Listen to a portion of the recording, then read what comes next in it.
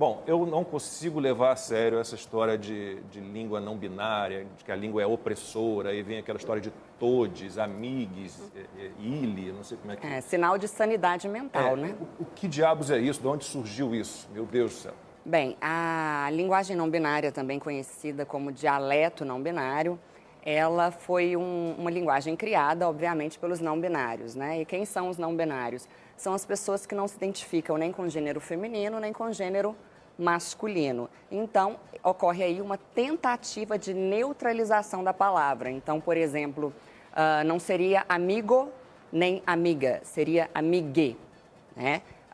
Mas não faz muito sentido, por exemplo, por quê? Porque essa terminação com a letra E, se você pegar, por exemplo, a palavra pente, pente é masculino, né? O pente. Gênero arbitrário, né? Da língua portuguesa.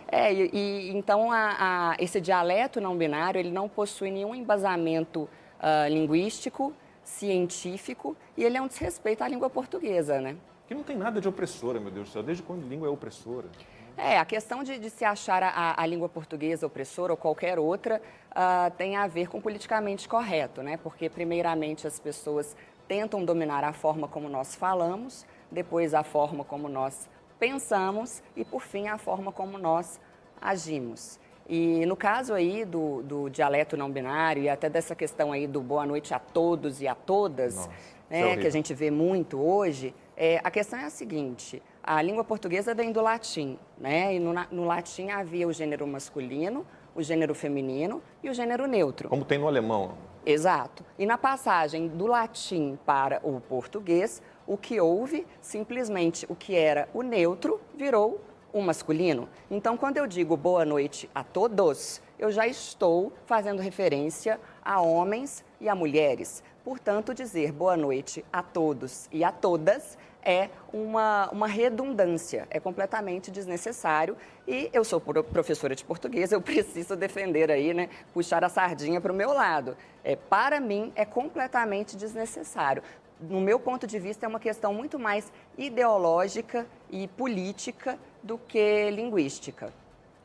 É um debate que se faz no mundo todo, né, Cíntia? Eu acho que, assim, talvez o Brasil esteja mais atrasado nesse debate, outros países da Europa, dos Estados Unidos, estão mais avançados até. Eu estava assistindo um seriado, ontem me chamou a atenção como eles usam mesmo... legenda já. Não foi nem a legenda, mas o gênero neutro para designar pessoas cuja identidade... orientação, a identidade sexual delas talvez não corresponda ao gênero masculino nem feminino, que são os não binários, e eles se referem a essa linguagem como uma linguagem mais inclusiva. Por outro lado, também não há uma adaptação natural dessa língua, às mudanças, ao tempo, ao futuro, porque o português que a gente fala hoje não é o mesmo português que a gente falava no século XVI. Sim. Então, essas adaptações, essas mudanças, elas acontecem necessariamente, só que ou elas são incluídas e adotadas por uma comunidade maior de falantes, ou então não, elas permanecem, como você disse no começo, como um dialeto de uma tribo menor, talvez feministas, LGBTQ, ou jovens, ou mais progressistas. A gente não pode olhar também como um movimento, como um processo natural da língua? Amanda, o que você falou tem muita pertinência, porque a língua realmente ela é viva, né? Senão estaríamos falando até hoje vossa mercê, por exemplo. Mas o que ocorre no caso do dialeto não binário é uma pseudo-inclusão. Na medida em que uma maioria, aliás, eu vou até usar um pleonasmo aqui, uma grande maioria, tá? Uma maioria esmagadora fica de fora. Por quê? Vejamos bem. O caso dos disléxicos, né? Como um disléxico vai compreender, com toda a dificuldade que se tem na dislexia, vai compreender bem esse novo dialeto. Temos também aí a questão dos surdos. Os surdos, como que eles vão compreender na linguagem labial um todex, né? Temos também aí a questão dos cegos, que precisam de softwares de leitura.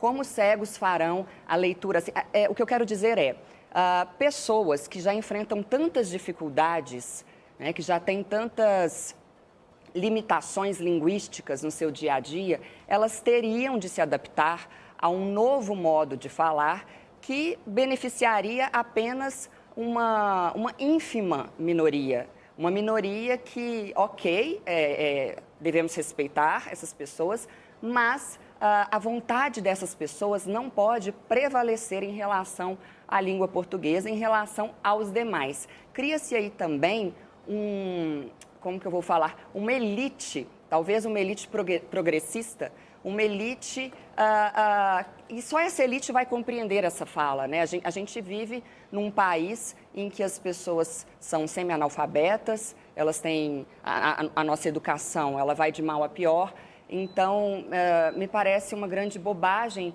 que a gente discuta isso agora, exatamente agora.